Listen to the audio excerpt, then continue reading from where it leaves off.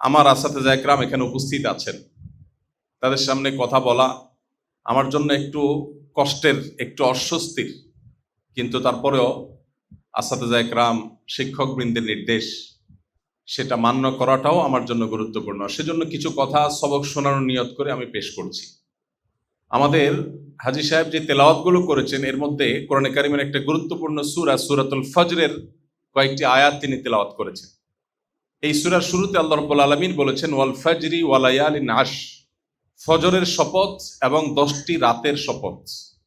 আল্লাহ সুবহানাহু ওয়া তাআলা কোরআনে কারিমে গুরুত্বপূর্ণ কিছু বলতে গেলে আল্লাহর বিশেষ মাহাত্ম্যপূর্ণ বিভিন্ন সৃষ্টির নামে, কখনো আল্লাহ তাআলা নিজের জাতে পাকের নামে শপথ করেন। আল্লাহ ছাড়া যদিও আমাদের জন্য, বান্দাদের জন্য গায়রুল্লাহর নামে, আল্লাহ ছাড়া অন্য কোনো কিছুর নামে শপথ করা জায়েজ নাই। নবী করিম সাল্লাল্লাহু আলাইহি ওয়াসাল্লাম বলেছেন মান আরাদা আন ইয়াহলিফা ফালইয়াহলিফ বিল্লাহি আও লিয়াসমুত, কেউ শপথ করলে, কসম করলে আল্লাহর নামে করবে, আর না হলে চুপ থাকবে। আল্লাহ ছাড়া কারোর নামে শপথ করা জায়েজ নাই। কিন্তু আল্লাহ রাব্বুল আলামিনের শান এটা, শুধু তার জন্য এটা স্পেশাল যে তিনি তার বিশেষ বিশেষ সৃষ্টির নামে শপথ করেন গুরুত্বপূর্ণ কথা বলবার জন্য। আমরা শপথ করি সাধারণত সেই সব বিষয়ে যে বিষয়গুলো মানুষের কাছে কিছুটা বিশ্বাসযোগ্য হওয়াটা সন্দেহপূর্ণ হতে পারে, মানুষ বিশ্বাস করতে পারে নাও পারে, তখন সেটা বিশ্বাসযোগ্যতা সৃষ্টি করবার জন্য আমরা শপথ করি। আল্লাহ রাব্বুল আলামিনের কথা তো সন্দেহের ঊর্ধ্বে, তাহলে আল্লাহ কেন আবার শপথ করেন? তো এর অন্যতম কারণ হিসাবে মুফাসসিরিন ইকরাম যে সমস্ত কারণ উল্লেখ করেছেন তার মধ্যে শীর্ষে একটি কারণ হলো এটি যে আল্লাহ রাব্বুল আলামিন যে গুরুত্বপূর্ণ কথা বলার আগে শপথ করেন, এই কথা এত গুরুত্বপূর্ণ যে এটি মানুষ যদি বলতো তাহলে শপথ করে বলতে হতো, শুধু মানুষকে বোঝাবার জন্য আল্লাহ তাআলা শপথ করেন। তো এখানে আল্লাহ তাআলা 10টি রাতের শপথ করেছেন। এই যে 10টি রাতের শপথ আল্লাহ করেছেন, এই 10 রাত কোন 10 রাত আমরা কেউ কি বলতে পারি? সামনে যারা আছি ওলামা ইকরাম ছাড়া একটু মেহরবানি করে। জিলহজ মাসের শেষ 10 দিন, প্রথম 10 দিন। মাশাআল্লাহ। আর কেউ? মাশাআল্লাহ, মাশাআল্লাহ। আপনারা অনেকে জানেন, বোঝা গেল আপনাদের অনেকের সাথে ইলমের সাথে মোমারাসাত আছে, ওলামাদের সাথে, ওলামাদের দার্সের সাথে, মজলিসের সাথে উঠা বসা আছে। ভালো, মাশাআল্লাহ। আব্দুল্লাহ ইবনে আব্বাস রাদিয়াল্লাহু তাআলা আনহু সহ বিশ্ববিখ্যাত যত মুফাসসিরিন ইকরাম আছেন, কোরআন যাদের কাছ থেকে আমাদের বোঝার কথা, নবী করিম সাল্লাল্লাহু আলাইহি সাল্লাম থেকে অ্যাপ্রুভড কোরআনের ব্যাখ্যাতা যে মানুষগুলো, সেসব মুফাসসিরদের, বেশিরভাগ মুফাসসিরদের মতেই যে 10টি রাতের শপথ আল্লাহ করেছেন সে 10টি রাত হলো জিলহজের প্রথম 10টি রাত। এটাকে আমরা বলতে পারি রমজান মাসের পরে ইবাদতের দ্বিতীয় বৃহত্তর মৌসুম। ইবাদতের সবচেয়ে বড় সিজন হলো রমজান মাস, রমজানের পরে দ্বিতীয় সবচেয়ে বড় সিজন হলো জিলহজের প্রথম 10টা দিন। এই 10 দিনের ফজিলত, এর মাহাত্ম্য, এর তাৎপর্য, এর গুরুত্ব আমাদের সমাজে এত কম উপলব্ধি করে মানুষ যে ইবাদতের এই মৌসুম বড় মাজলুম, এর প্রতি আমরা বড় জুলুমের আচরণ করি। রমজান মাসে আলহামদুলিল্লাহ ভাঙা চূড়া, টুটা ফাটা কিছু না কিছু আমল করবার চেষ্টা মানুষকে দেখা যায়, কিন্তু জিলহজের প্রথম 10 দিন আসলে গোটা দেশে একটা চিত্র শুধু দেখা যায়, সেটা হলো পশু কেনা বেচার হাট আর গরু ছাগলের আমদানি এবং আনাগোনা। এই ছাড়া আর কোনো আমল কি চোখে পড়ে? রমজানে কিন্তু টুপি না এলা মানুষের মাথায়ও টুপি চোখে পড়ে, পড়ে কি পড়ে না? অনেক কিছুতে রমজান মাস যে ইবাদতের মাস চলছে তাকাইলে চোখে পড়ে, কিন্তু জিলহজের প্রথম দশকে গরু ছাগল ছাড়া মানুষের কোনো আমল আর চোখে পড়ে না। গরু ছাগলের কেনা বেচা এটাও আলহামদুলিল্লাহ আমলের একটা পার্ট বা অংশ, কিন্তু এছাড়া যে আরো গুরুত্বপূর্ণ অনেক আমল আছে এই দশককে ঘিরে, সেটা আমাদের সমাজ থেকে অনেকটা হারিয়ে গেছে। আমি সৌদি আরবে 10 বছর ছিলাম ওয়াজারাতুশ শুউনুল ইসলামিয়ার অধীনে বাংলা ভাষাভাষীদের দাওয়াতের কাজের জন্য। তো সেখানে একটা কালচার আমার খুব মনে ধরেছে, অত্যন্ত পছন্দ হয়েছে, আপনাদের সাথে একটু শেয়ার করি।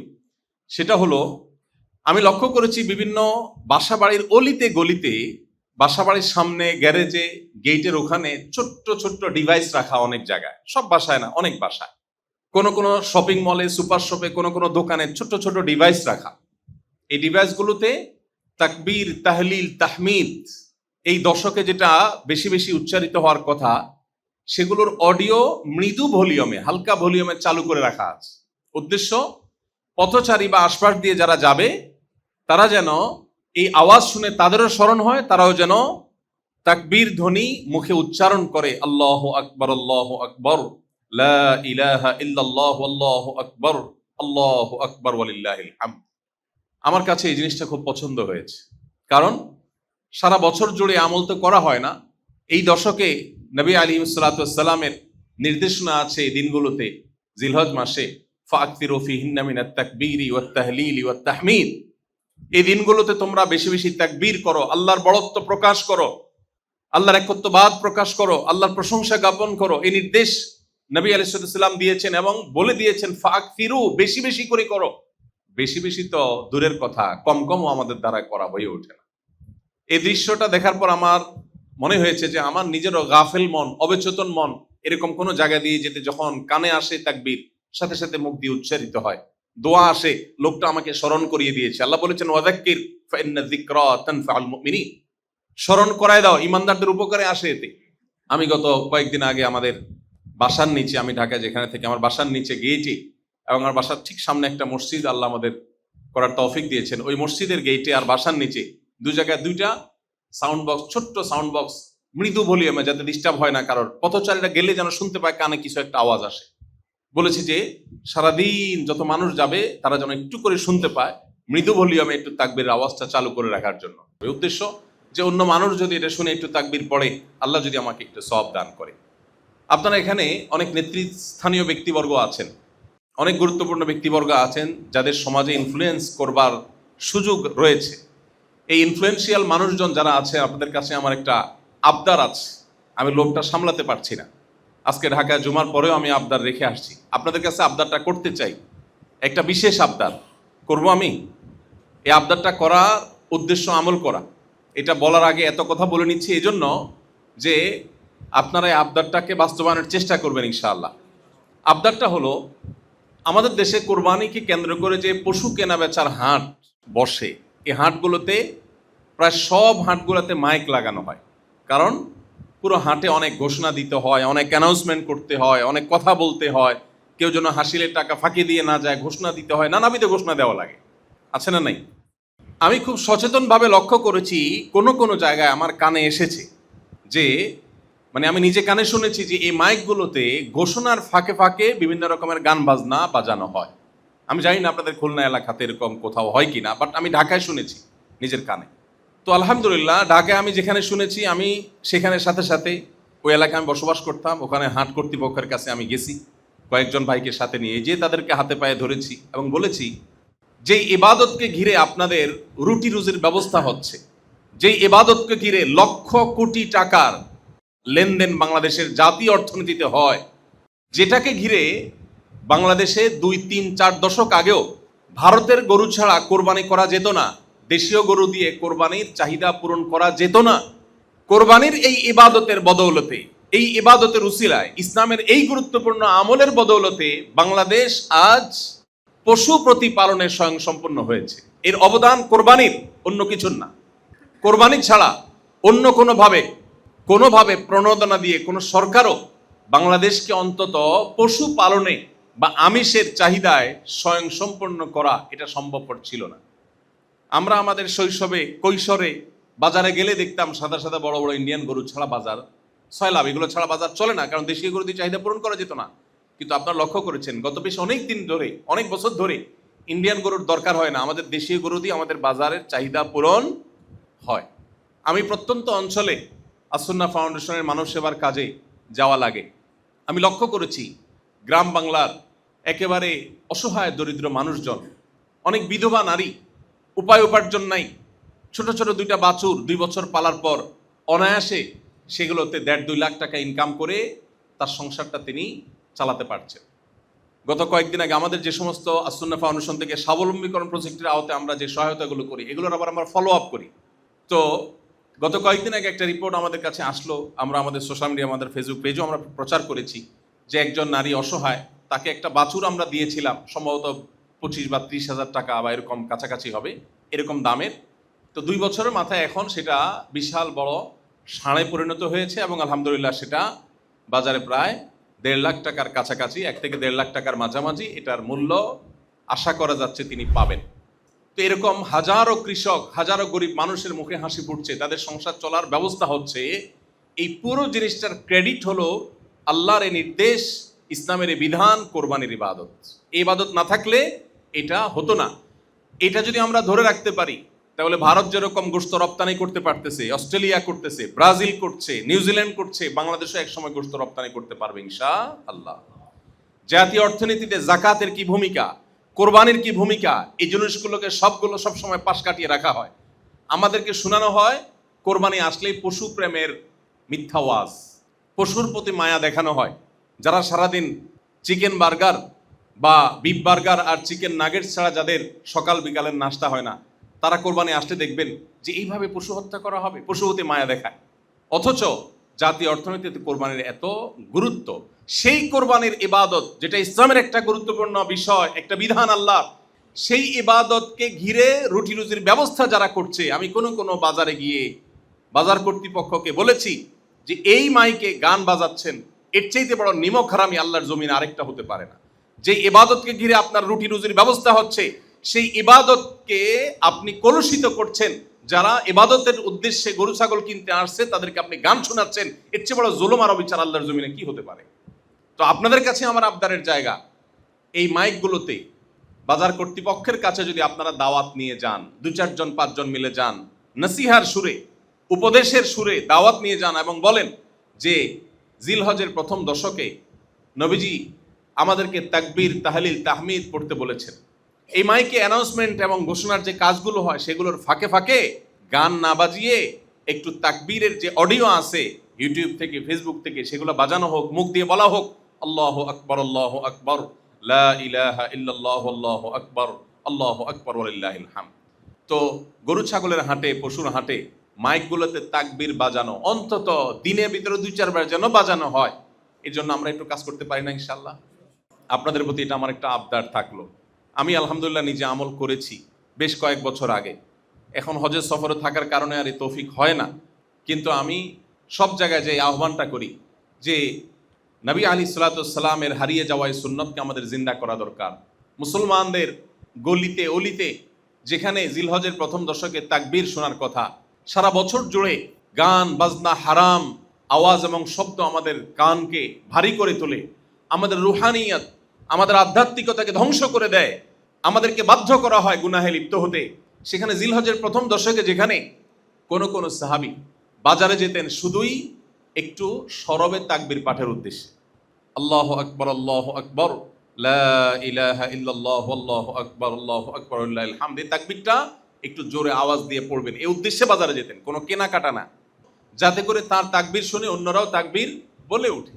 এখন আমরা যে সমাজে বসবাস করছি, আমাদের ঈমান এবং আমলের হালত যত ভয়াবহ, এই সমাজে যদি কেউ গিয়ে কোনো চায়ের দোকানে বা কোনো বাজারে গিয়ে যদি এরকম তাকবীর বলে উঠে, মানুষজন কি বলবে বলে? বলবে লোকটার কি মাথায় সমস্যা আছে কিনা, বলা নাই কয়নের তাকবীর পড়তেছে। অর্থাৎ সবাই যখন অসুস্থ হয় তখন সুস্থ মানুষকে কি মনে হয়? অসুস্থ মনে হয়। যে সমাজের সব মানুষ আমরা, বেশিরভাগ মানুষ আমরা গাফলতিতে, আল্লাহর জিকির যে আল্লাহর বান্দার মধ্যে আছে তাকে আমাদের মনে হয় অস্বাভাবিক। যারা নিজেরা অস্বাভাবিক তাদের কাছে এরকমটাই মনে হয়। মোহতারাম হাজিরিন, এই জন্য জিলহজের এই দশকের আমলগুলোকে আমাদের নতুন করে জিন্দা করার জন্য কাজ করতে হবে, আমাদের চেষ্টা করতে হবে। আল্লাহ আমাদের যে তৌফিক দিয়েছে, আমরা নিজেরা তো আমল করবোই, পাশাপাশি সমাজে এটাকে আমল করাবার জন্য নানাবিধ উদ্যোগ নেব। চেষ্টা করা যাবে তো ইনশাআল্লাহ? আল্লাহ তাআলা আমাদেরকে তৌফিক দান করুন। নবী করিম সাল্লাল্লাহু আলাইহি সাল্লাম বলেছেন, সহিহ বুখারী, মুসলিম সহ বিভিন্ন হাদিসের কিতাবে হাদিসটি বিভিন্ন ভাবে বর্ণিত হয়েছে। তিনি বলেছেন, মা মিন আইয়ামিন আল্লাহ আমালুস সালিহু ফিহিন্না আহাব্বু ইলাল্লাহ মিন হাদিহিল আইয়াম। জিলহজের এই দশকে আল্লাহর ইবাদত করলে, নেকামল করলে আল্লাহ যত খুশি হন, অন্য কোন সময়ে অন্য কোন নেকামলে আল্লাহ এত বেশি খুশি হন না। সাহাবায়ে কেরাম জিজ্ঞাসা করলেন, ওয়ালাল জিহাদু ফি সাবিলিল্লাহ, অন্য সময় আল্লাহর রাহে জিহাদ, জীবন বাজি রাখবার মতো কাজ, সেটা যদি কেউ করে সেটাও কি আল্লাহর কাছে বেশি প্রিয় না এটার চাইতে? নবীজি বলেছেন, ওয়ালাল জিহাদু ফি সাবিলিল্লাহ, অন্য সময় আল্লাহর রাহে জিহাদ করেও আল্লাহকে এতটা খুশি করা সম্ভব না জিলহজের 10 দিন নেকামল করে আল্লাহকে যতটা খুশি করা সম্ভব। ইল্লা রাজুলুন খারাজা বিমালিহি ওয়া নাফসিহি, কোন ব্যক্তি নিজের মাল, জীবন এগুলো নিয়ে আল্লাহর রাহে বের হলো, জিহাদে বের হলো, এবং এর কোনো কিছুই সে নিয়ে আসতে পারে নাই জীবনও আল্লাহর রাহে কোরবান হয়ে গেছে, সম্পদও খরচ হয়ে গেছে, এর কথা ভিন্ন, তার মর্যাদা সবকিছুর ঊর্ধ্বে। কিন্তু সাধারণ জেহাদে মাশগুল হওয়া মানুষের চাইতেও জিলহজের প্রথম দশকের নেকামল আল্লাহর কাছে বেশি প্রিয়। মোহতারাম হাজিরিন, আমরা কজন মানুষ আছি যে জিলহজের এই দশকের ইবাদত এবং নেকামল অন্য সময়ের চাইতে আমরা বিশেষভাবে যত্ন সহকারে করি? গতানুগতিক দুই একটা কাজ ছাড়া আমরা বেশিরভাগ আমলগুলো করে উঠতে পারি না। তো আমরা আমলগুলো করার চেষ্টা করবো তো ইনশাআল্লাহ। আল্লাহ আমাদেরকে তৌফিক দান করুন। হাজী সাহেব মাশাআল্লাহ, আল্লাহ তার মুখ দিয়ে তেলাওয়াত করাইছেন সেই আয়াত, যে আয়াত আজকে আমাদের আলোচ্য বিষয়। তো আমরা যদি এখান থেকে একটু নিয়ত করি, হারিয়ে যাওয়া নবী আলাইহিস সালামের এই গুরুত্বপূর্ণ আমলের নির্দেশনাকে আমাদের জীবনে এখন পরিবারে বাস্তবায়ন করব, আমরা যদি নিয়ত করে ফেলি এবং আমরা যদি শুরু করে দেই, একটা সময় হয়তো জিন্দা হয়ে যাবে, সমাজে ব্যাপকভাবে প্রচলিত হয়ে যাবে। আল্লাহ তাআলা আমাকে এই আমলকে জিন্দা করবার সওয়াব, মান সান্না সুন্নাতান হাসানাতান ফালাহু আজরুহা ওয়া আজরু মান আমিলা বিহা, কেউ কোনো ভালো আমল, নেক আমলের ধারা যদি কেউ চালু করে দেয়, যত মানুষ পরবর্তীতে করবে আল্লাহ তাআলা এমএলএম পদ্ধতিতে তাকে তার সওয়াব দান করবেন। অতএব আমরা এই আমলটা করার জন্য চেষ্টা করতে পারি তো ইনশাআল্লাহ। সচেতনভাবে আপনি যখন বাসায় ঢুকছেন, সালাম দিয়ে প্রবেশ করেছেন, আপনার বাসার লোকজন বিভিন্ন চিন্তায় মগ্ন আছেন, একটু মৃদু কণ্ঠে তাকবীরটা পড়লেন, উদ্দেশ্য তাদের যেন স্মরণ হয়। তার আগে একটু আলোচনা করলেন বাসাগুলোতে এখন দিনী আলোচনার হালাকা, তালিম এগুলো উঠে গেছে, বরকত চলে গেছে। বেশিরভাগ প্যারেন্টস এবং অভিভাবক দিন তার সাথে কবর নিয়ে যাচ্ছেন, সন্তানদের মধ্যে রেখে যেতে পারছেন না। হাজী সাহেবের কাছ থেকে আমি প্রায় শুনি ওনার আব্বার কথা, জনাব আকিজউদ্দিন সাহেব, আল্লাহ তাআলা তার প্রতি রহম করুন। উনি ওনার ছেলেদের নামাজের জন্য নাকি ভোরে মার দিতেন, ফজরের জন্য। উনি বলেন যে একদিক থেকে ধরে মায়ের শুরু করতেন, মানে ডাকা শুরু করতেন, না উঠলে পিঠা শুরু করে দিতেন। এক মজলিসে ওনার সব ভাইরা ছিল, তো ওখানে আমার সামনে উনি জিজ্ঞাসা করতেছে একবারে, তুই কতদিন অজু ছাড়া নামাজ পড়ছিস বাবার মায়ের ভয়ে? মায়ের খেয়ে দৌড় দিয়ে নামাজ দাঁড়াইছে অজু ছাড়া। এখন ওনাদের সব ভাইগুলো পাঁচ ওয়াক্ত নামাজি এবং বেশিরভাগ ভাইগুলো মাশাআল্লাহ দিনকে মহব্বত করার চেষ্টা করে, ওলামাদের মহব্বতের চেষ্টা করে। আমার অবাক লাগে, ভালো মন্দ মিলায় মানুষ, ওনাদের সব কিছু তো আমি জানি না, কিন্তু ভালোটা আমার চোখে পড়তেছে যে বাপ সন্তানদের মধ্যে দিন রেখে যেতে পেরেছেন, এই জায়গায় উনি সফল। অন্য জায়গায় ওনার ব্যর্থতা থাকতে পারে, এই জায়গা তিনি সফল যে তার দিন তার সন্তানদের মধ্যে রেখে যেতে পারছে। কিন্তু আমরা আজকাল বেশিরভাগ মানুষ আমাদের সন্তানদের মধ্যে দিন রেখে যেতে পারছি না। এমন ফিতনা আমাদেরকে ছেয়ে ফেলেছে, ওয়াল্লাহিল আযীম। শত সহস্র অভিভাবকদের কান্না অনবরত আমার কানে আসতে থাকে। অফিসে সিরিয়াল থাকে মানুষের, দেশ বিদেশ থেকে মানুষ আসে, হাহাকার থাকে। দিনের যে চেতনা অন্তরে ধারণ করছি, সন্তানরা সেটা ধারণ করছে না। ভয় হয় আমার দিন আমার সাথে কবরে দাফন হয়ে যাবে, আমার ফ্যামিলিতে পরবর্তীতে দিনকে ধারণ করবার মতো মানুষ হয়তো থাকবে না। মোহতারাম হাজিরিন, এই করুণ পরিণতিতে এমনি এমনি হয়নি। এক তো বৈশ্বিক নানাবিধ ফিতনার যে ভয়াবহ চ্যালেঞ্জ, আমাদের তরুণ প্রজন্ম, আমাদের টিনেজার, আমাদের শিশু কিশোরদেরকে টার্গেট করে করে তাদের মধ্যকার রুহানিয়তকে ধ্বংস করে তাদেরকে বেঈমান এবং বদ্দীন করবার জন্য হাজারটা আয়োজন আছে। শিক্ষার নামে, সংস্কৃতির নামে, আধুনিকতার নামে, সভ্যতার নামে, কালচারের নামে, নানা নামে আমাদের সন্তানদেরকে ধ্বংস করা হচ্ছে। অ্যাজ এ প্যারেন্ট, অভিভাবক হিসেবে আমরা তাদেরকে বাঁচাবার জন্য সত্যি বলতে আমি তেমন কোনো উদ্যোগ দেখি না, আমার চোখে পড়ে না। আমরা সবাই চাই আমাদের সন্তান থাকুক দুধে ভাতে, এই চাওয়া দোষের না ভাই। বরং নবী করিম সাল্লাল্লাহু আলাইহি সাল্লামই বলেছেন, তোমার সন্তানকে রিক্ত হস্ত রেখে যাওয়ার চাইতে তাদের জন্য কিছু রেখে যাও। ঠিক আছে, সন্তানকে দুধে ভাতে যেন থাকে সে ব্যবস্থা নেন। ভাইরা আমার, এর চাইতে বড় গুরুত্বপূর্ণ বিষয় হলো আমার সন্তান যেন থাকে ঈমান আমলে। দুধ ভাতের যদি অভাব হয়ও জীবন পার হয়ে যাবে, ঈমান আমলের যদি অভাব তার মধ্যে হয়, ধ্বংস অনিবার্য। মোহতারাম হাজিরিন, জিলহজের প্রথম দশক উপলক্ষে আসেন পরিবারের ছোট ছোট মজলিস করি, একসাথে খাওয়াই তো উঠে গেছে। আলহামদুলিল্লাহ, আমি সংগ্রাম চালাই আমার পরিবারে, সংগ্রাম, যুদ্ধ করার চেষ্টা করি বাচ্চাগুলো যাতে সঠিক পথে থাকে। এরপরে তো হেদায়েতের মালিক আল্লাহ তাআলা। আম্বিয়া আলাইহিস সালামের অনেকের পরিবার হেদায়েতের পথে আসেনি, পরিবারের কোনো কোনো সদস্য আসেনি। আল্লাহ তাআলা হেদায়েত সম্পূর্ণ তার হাতে রেখেছেন, কিন্তু চেষ্টা তো আমরা করব। আমি দিনের একটা সময়, বছরের বেশিরভাগ সময় জুড়ে বাচ্চাদের সাথে খেলাধুলা করি। উদ্দেশ্য, ও খেলতে গিয়ে যেন আরেকটা খারাপ বাচ্চার পালায় না পড়ে, ওর খেলার সাথে আমি হয়ে যাই।